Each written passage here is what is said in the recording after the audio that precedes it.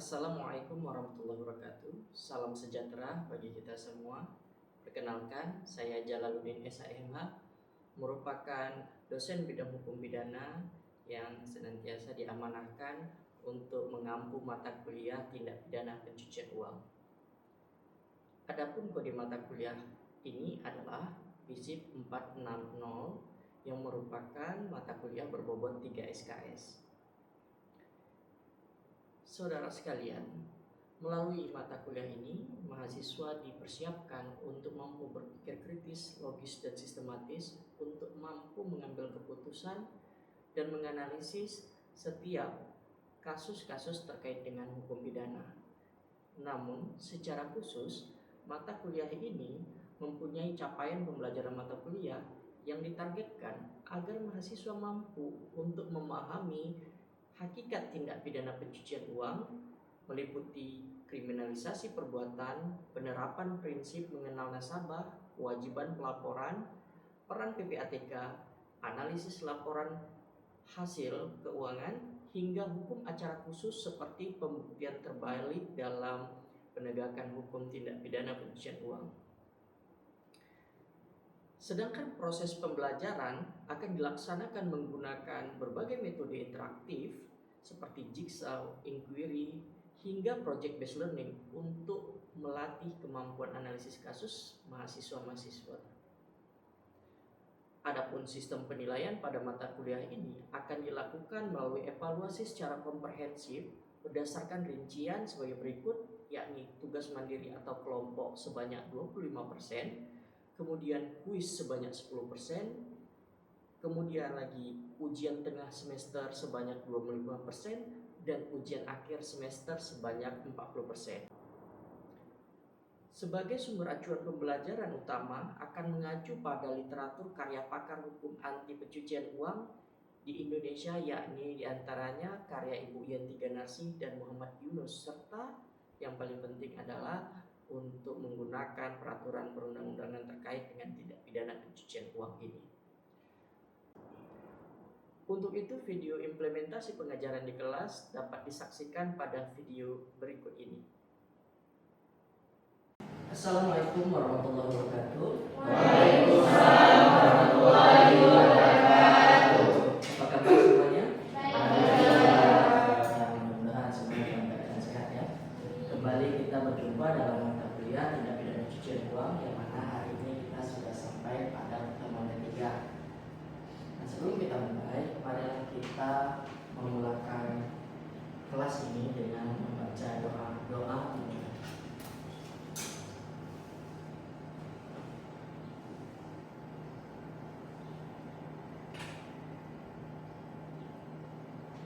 Doa selesai.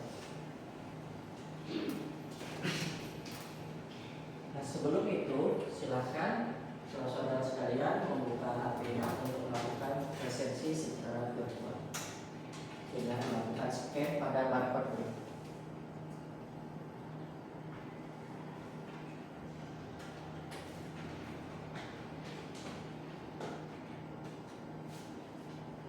Sudah?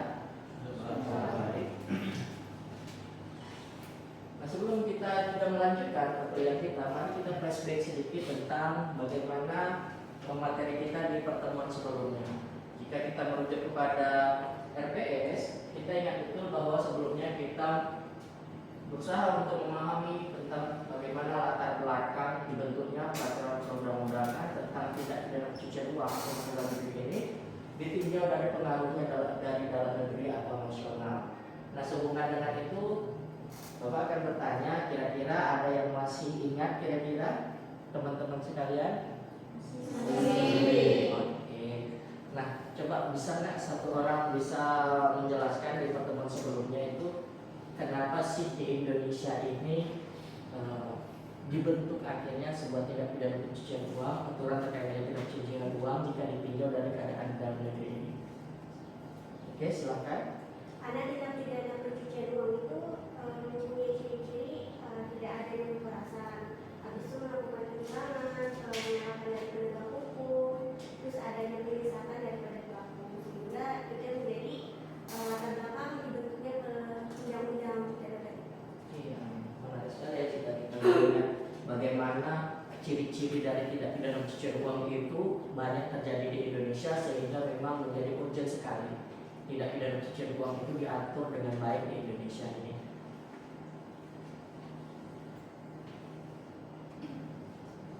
Selanjutnya kita akan masuk kepada materi kita pada pertemuan hari ini, yang mana kita akan berusaha untuk memahami bagaimana sebenarnya pengertian dari money laundering tersebut.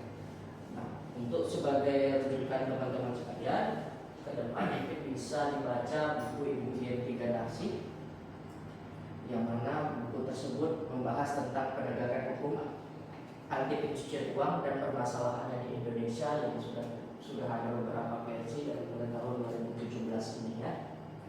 Nah, di buku tersebut banyak diuraikan tentang bagaimana sebenarnya tindak pidana pencucian uang itu dilakukan, kemudian bagaimana kritiknya, dan masih banyak informasi lainnya yang membahas tentang tindak pidana pencucian uang. Dari Ibu Yenti Ganarsi ini sendiri adalah seorang pakar tindak pidana pencucian uang yang hari ini menjadi pansus di KPK. Ya. Nah, buku beliau cukup bagus untuk dijadikan sebagai rujukan. Sedangkan pada pertemuan kita hari ini kita akan berusaha untuk menggunakan metode pembelajaran melalui metode diskusi dan pemecahan masalah dengan tujuan untuk memahaminya bagaimana sih sebenarnya money laundering itu, baik secara sempit maupun luas gitu, tentang bagaimana itu dilakukan, sehingga kita benar-benar bisa mempetakan jika itu adalah sebuah perbuatan yang melingkupi tidak pidana pencucian uang.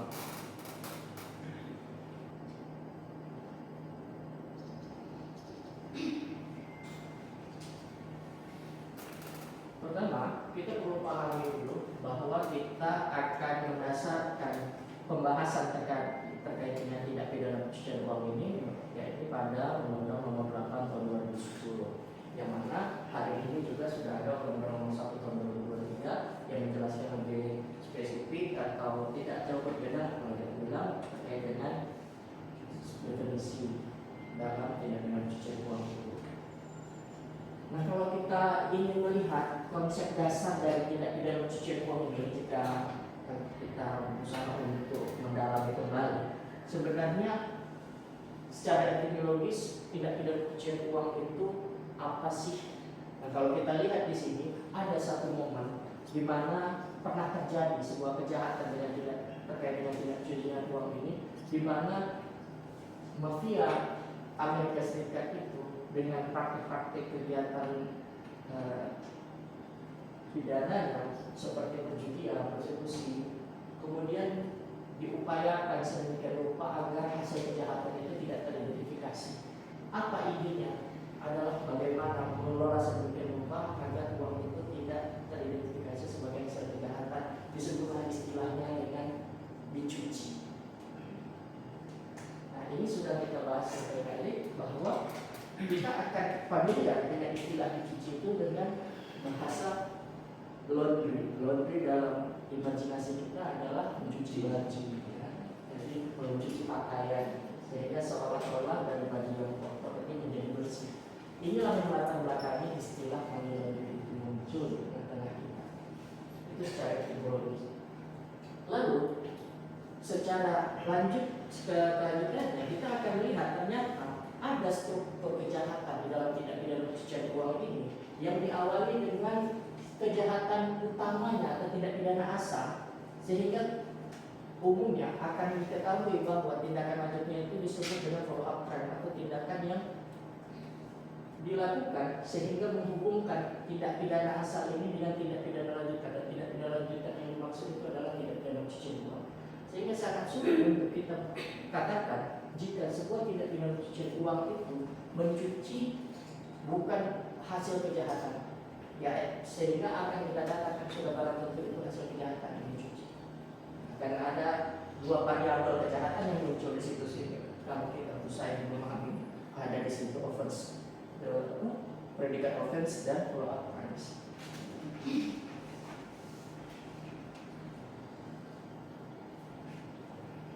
Lalu kalau kita merujuk kepada Undang-Undang Nomor 8 Tahun 2010, sebenarnya apa sih tindak pidana pencucian uang itu? Kita akan melihat di situ ada ungkapan bahwa tindak pidana pencucian uang itu adalah segala perbuatan yang memenuhi unsur-unsur tindak pidana sesuai dengan ketentuan di dalam undang-undang ini. Nah, di dalam undang-undang itu akan disebutkan unsur-unsur secara objektif dan subjektifnya. Lalu di sini dikatakan orientasi hukum yang menitik beratkan pada proses perbuatan, menyembunyikan atau menyamarkan asal-usul harta kekayaan yang diduga berasal dari hasil tindak pidana. Nah, kalau kita melihat ada komponen yang cukup vital di sini, yaitu ada proses menyembunyikan dan menyamarkan. Apa yang disembunyikan dan disamarkan adalah hasil tindak pidana. Itulah rangkaian perbuatan yang nanti secara etimologis kita katakan sebagai tindak pidana pencucian uang. Namun pada prakteknya nanti akan terjadi cukup beragam tindak pidana pencucian uang itu. Orang melakukan tindak pidana pencucian uang ini dengan teknik yang bisa kita katakan cukup mudah dipahami secara teori, namun secara prakteknya itu sangat unik, sangat beragam, sangat kompleks, gitu ya. Nah, ada beberapa tahap atau tipologi lah dalam tindak pidana pencucian uang ini. Yang pertama adalah bagaimana yang disebut dengan placement, upaya menempatkan uang tunai yang diperoleh dari tindak pidana ke dalam sistem keuangan atau mengubahnya menjadi aset lain. Jadi kalau kita gambarkan sebuah placement dalam tindak pidana pencucian uang ini adalah bagaimana uang itu didapatkan dari hasil kejahatan, kemudian uang itu diletakkan pada suatu tempat, sehingga di tempat itu dikelola sedemikian rupa akhirnya nampaklah dia sebagai hasil pendapatan yang halal. Tidak pernah diketahui ternyata itu adalah hasil kejahatan. Kemudian ada yang disebut dengan layer. Tidak berbeda jauh dengan yang tadi, hanya saja ini diartikan sebagai memisahkan hasil kejahatan dari sumber hasil kejahatan tersebut melalui beberapa tahapan transaksi keuangan yang kompleks untuk mempersulit pelacakan terhadap sumber dana asalnya, di mana itu adalah hasil kejahatan. Jadi dilakukan segala upaya sehingga ada beberapa aspek yang menutupi dari hasil kejahatan yang semula ini didapatkan, sehingga nampaklah dia seakan-akan tertutup dan kemudian keluar dan dia menjadi hasil yang dianggap sebagai hasil yang halal. Apa implikasinya? Sulit dilacak. Nah, kalau sudah berlapis-lapis ya ternyata yang paling dalam ternyata itu menunjukkan sebuah aktivitas kriminal, sedangkan yang di depannya itu yang ditunjukkan seakan aktivitas yang legal, maka tidak heran kemudian akan sulit sekali untuk dilakukan pelacakan terhadap tindak pidana tersebut. Dan yang terakhir adalah integration. Nah, di integration ini adalah kalau kita ingin memahaminya, diartikan sebagai mengintegrasikan kembali uang yang telah bersih ke dalam produk perekonomian secara resmi agar tampak sebagai dana legal hasil transaksi bisnis atau investasi real. Jadi kalau kita lihat uang yang sudah diletakkan di beberapa tempat, kemudian dari beberapa tempat ini diletakkan kepada satu unit bisnis lainnya, sehingga dia melakukan aktivitas bisnis yang menghasilkan dan hasilnya itu dikembalikan kepada pemilik yang merupakan pelaku dari tindak pidana pencucian uang. Di integration ini kita akan lihat ada beberapa unit bisnis yang terlibat akhirnya, khususnya bagi orang-orang yang di belakang sudah lebih dahulu melakukan tindak pidana pencucian uang. Bersatu dalam satu unit bisnis kemudian menghasilkan satu pendapatan yang lain. Yaitu kita kenal dengan istilah integration.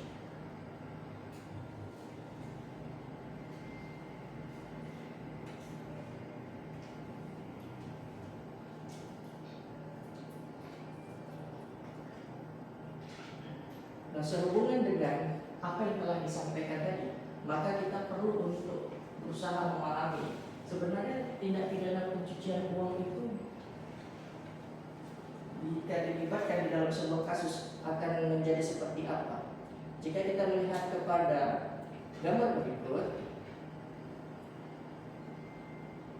apakah rekan-rekan bisa mengidentifikasinya ini masuk dalam tahapan yang seperti apa? Apakah itu layering, apakah itu placement, apakah itu integration? Bisakah kira-kira saudara-saudara sekalian mengidentifikasinya? Silakan diperhatikan. Akan diberikan waktu beberapa saat.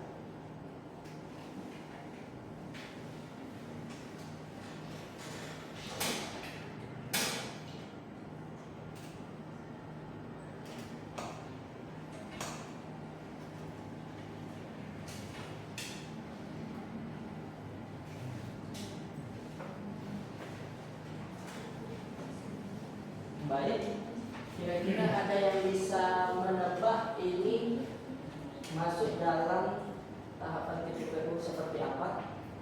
Integration. Integration? Bagaimana dengan ini? Bagaimana dengan ini? Oke, baik. Nah, kenapa kira-kira ini menjadi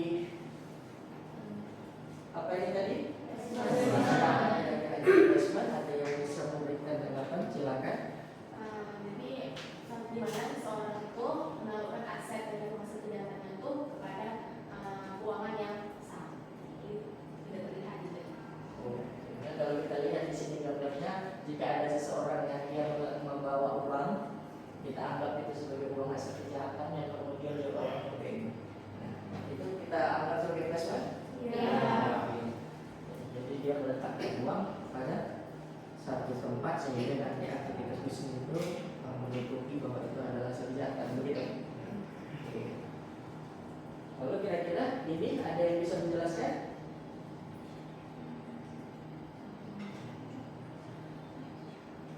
Oke, silakan.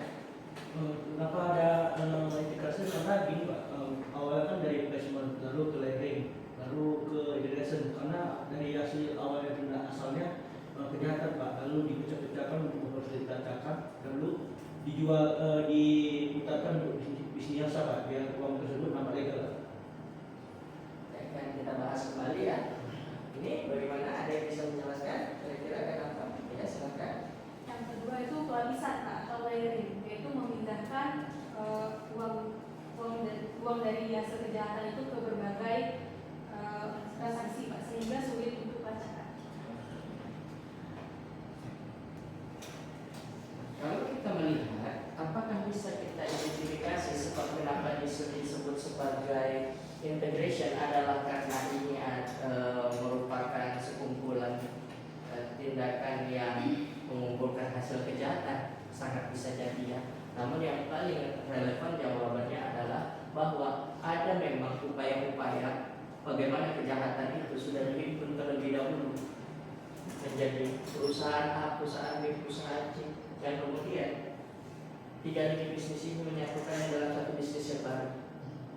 Dan satu bisnis baru ini kemudian menghasilkan satu penghasilan yang tidak akan mungkin lagi diidentifikasi sebagai hasil kejahatan, yang mana akan kita kenal bahwa lini bisnis baru ini asli sebagai lini bisnis yang sangat legal.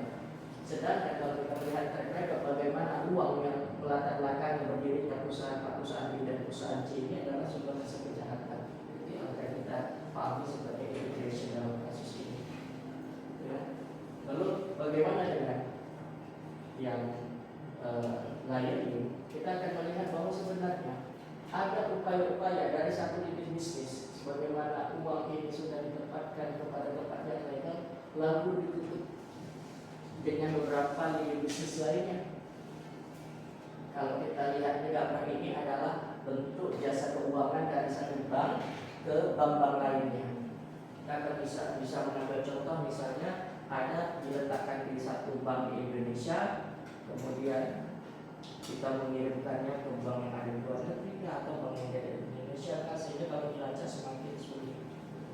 Begitu juga jika kita melihat gambar yang ada di pertama ini sebagai placement. Jadi orang ada yang serta-merta mendapatkan hasil kejahatannya ditempatkan di satu tempat, misalnya lembaga keuangan bank.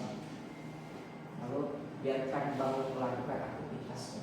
Karena bank tidak melakukan cross check terhadap hasil pendapatan Anda, maka sangat potensial ini dilakukan oleh pelaku tindak pidana pencucian uang. Namun bukan berarti perbankan dapat begitu saja mengabaikan. Nanti ada pelaporan-pelaporan yang dilakukan oleh lembaga perbankan itu kepada lembaga pengawas seperti BPK yang akan kita bahas di pertemuan selanjutnya, begitu ya. Sehingga maka akan kita lihat gambar yang relevannya seperti ini. Silakan, mungkin yang mau mencatat, dicatat, sangat baik sekali tadi yang sudah berusaha untuk menjawab. Maka akan kita ketahui bahwa kita benar-benar sudah memahami bahwa apa yang menjadi tempat dalam tindak pidana pencucian uang. Ya.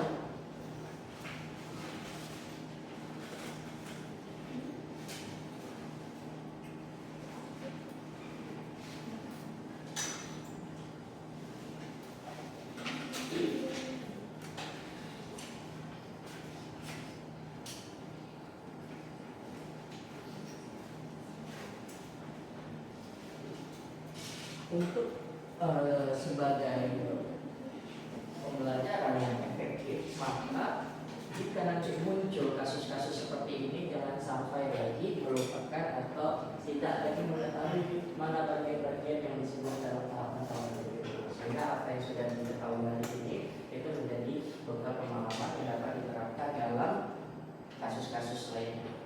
Sudah sangat baik tadi jika saudara-saudara sekalian bisa menjawab dengan benar, itu sangat patut kita apresiasi karena tidak semua orang bisa langsung memahaminya. Kita beri tepuk tangan untuk kita.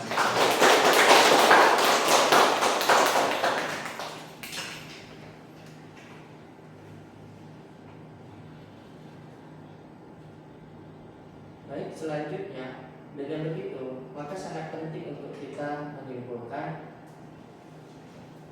apa sebenarnya tindak pidana pencucian uang itu. Jika kita melihat dalam rumusan berikut, kita akan melihat ada beberapa unsur-unsur tindak pidana ternyata di dalam Undang-Undang Nomor 8 Tahun 2010 yang mana kita sudah melihatnya di pasal 1 tadi, dan kemudian dijelaskan lebih lanjut pada pasal-pasal lanjutannya di pasal 3, yakni ada disebutkan bahwa aktivitas itu secara subjektif dipahami sebagai tindakan menempatkan, mentransfer, mengalihkan, membelajarkan, melimpahkan, menitipkan atau membawa ke luar negeri dengan tujuan menyembunyikan asal-usul hasil kejahatan tersebut.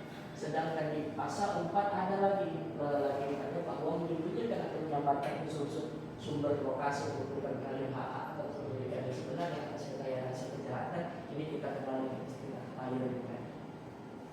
Kemudian ada juga setiap orang yang menerima menguasai penempatan terstruktur pembayaran hibah, sumbangan, penitipan, ini akan kita lihat sebagai upaya-upaya placement. Ya.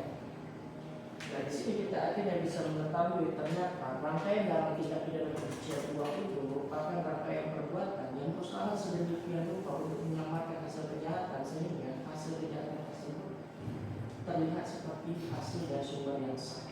Maka ini dalam penegakan hukum di Indonesia sangat kompleks sekali, sangat sulit sekali, sangat fatal sekali, sehingga akan berimplikasi kepada perkembangan negara Indonesia ini.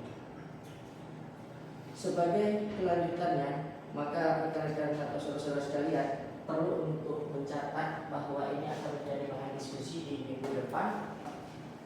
Sehingga nanti di minggu depan kita akan mengulas kembali terkait dengan apa yang sebenarnya tidak dimention ruang dalam diskusi ini.